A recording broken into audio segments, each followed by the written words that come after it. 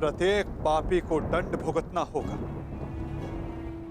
वो जिसने लालच के लिए छल किया, और वो भी जिसने अधर्म को धर्म मानकर उसका पालन किया। प्रत्येक को अपने कर्मों का फल भुगतना होगा।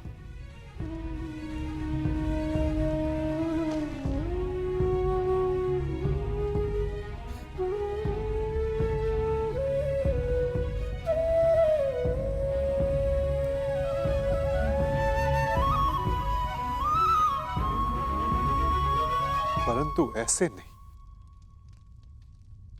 पलकों पर अश्रु लेकर नहीं।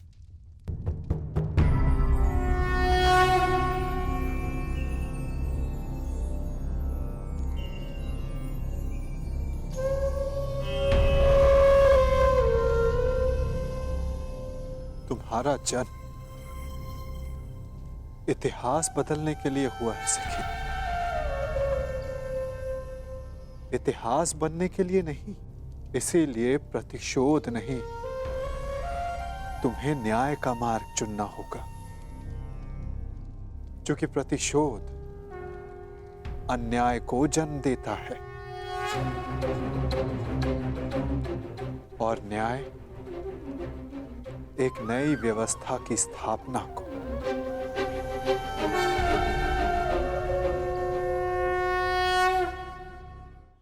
लीजिए सम्राट, आपके लिए खेल प्रस्तुत हैं।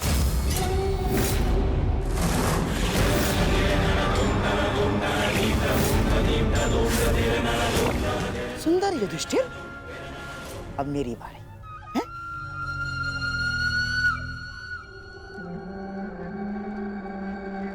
पांडवों के वनवास जाने पर उत्सव मनाने की तैयारी शुरू कर दो।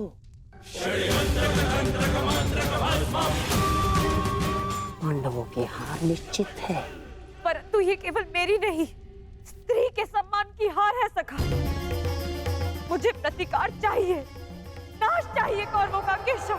केवल दुर्योधन का, केवल कौरवों का, बस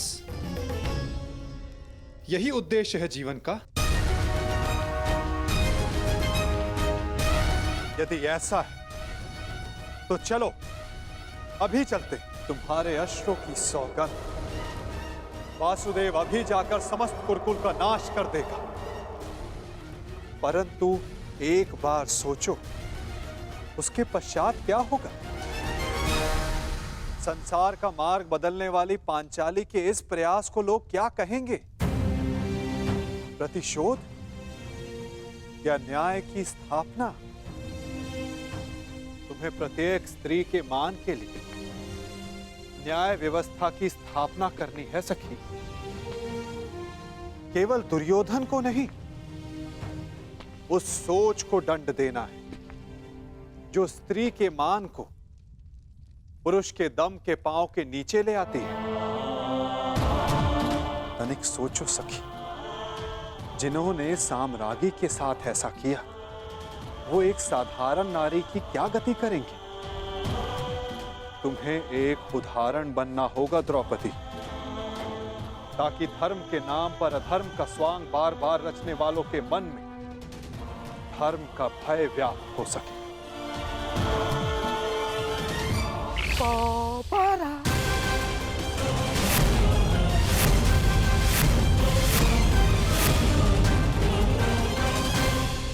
बधाई हो मेरे होने वाले सम्राट।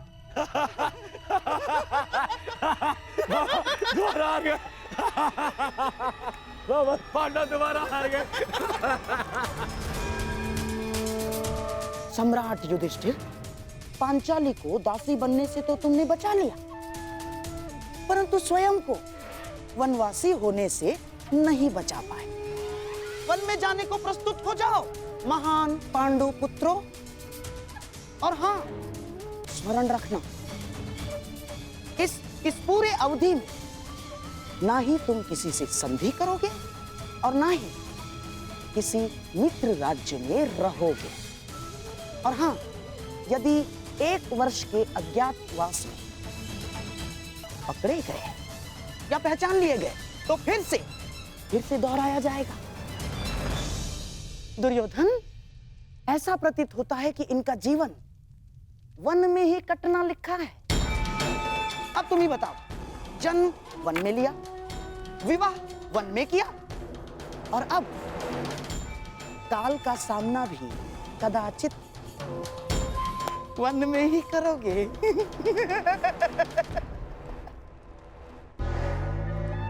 लगता है यही भाग्य का न्याय है।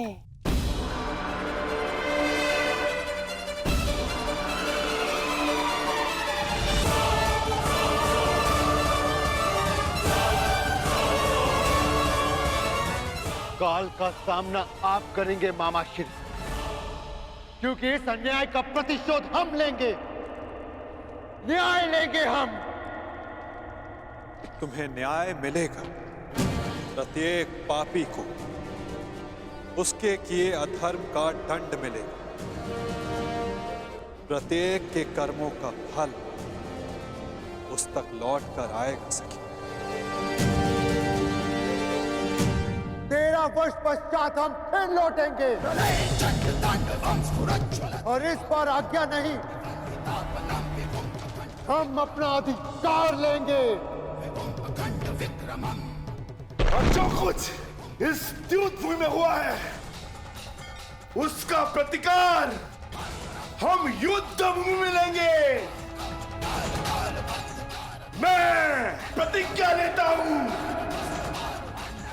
कि पांचाली के अपमान पर अट्टहास करने वाले इन 100 कौरवों को मैं अपने इन हाथों से यमलोक भेज दूंगा।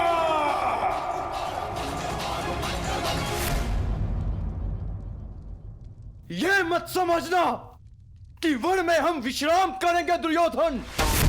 हर पल प्रतिशोध की अग्नि में जलेंगे, और जब लौटेंगे तो इतने बाण बरसेंगे, अंधकार छा जाएगा हस्तिनापुर के भविष्य पर। महायुद्ध होगा।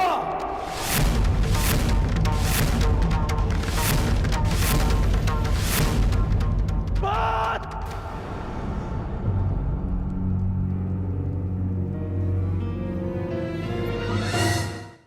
किस बात का प्रतिशोध अर्जुन? आज द्रौपदी का सम्मान भंग हुआ तो उसका कारण दुर्योधन के प्रतिशोध से अधिक युधिष्ठिर का लालच था, और अब वनवास भी तुमने स्वयं पाया। मैं ये नहीं कहता इस सभा में जो हुआ वो उचित था। दुर्योधन ने जो किया वो धर्म था।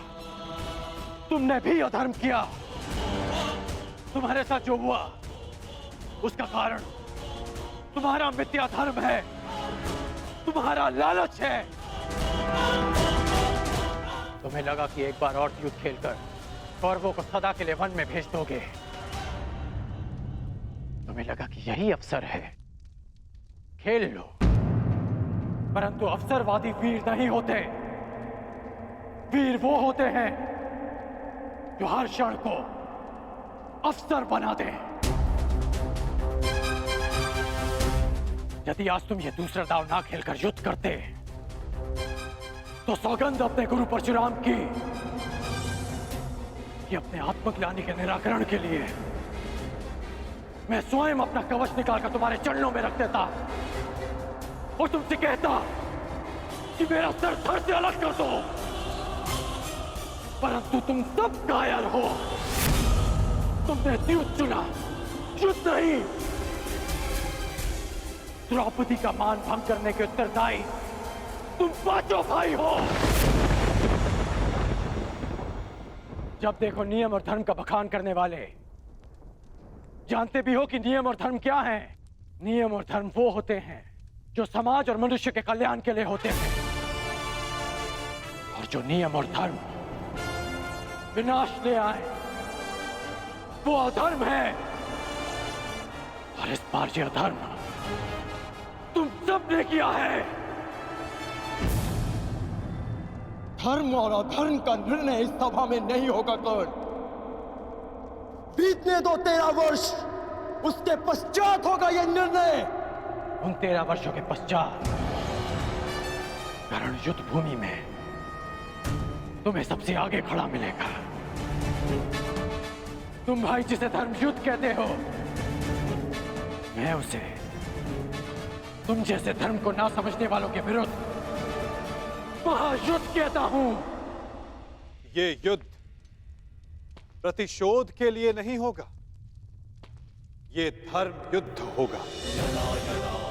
धर्म और न्याय की स्थापना के लिए होगा, साधुओं के परित्राण के लिए, दुष्कर्मियों के नाश के लिए होगा। जब खेत में खरपतवार इतनी बढ़ जाए कि रोकी ना जा सके, तो उसे जलाकर भस्म कर दिया जाता है, ताकि उसकी भस्म की नींव पर नई फसल जन्म ले सके। एक नए संसार के लिए, एक नई व्यवस्था की स्थापना के लिए, सुनहरे भविष्य के लिए, कलंकित वर्तमान के विरुद्ध युद्ध होगा। इस सृष्टि का सबसे बड़ा युद्ध होगा। उनके विरुद्ध जिनके हाथों में मैं भारत का भविष्य सुरक्षित नहीं समझता। तुम्हारे धर्म की विद्या सोच और मेरे परिवर्तन की प्रतिज्ञा के मध्य होगा महायुद्ध, होगा महाभारत। ऐसा युद्ध जो ना पहले कभी हुआ है, ना इसके पश्चात होगा। होगा महाभारत।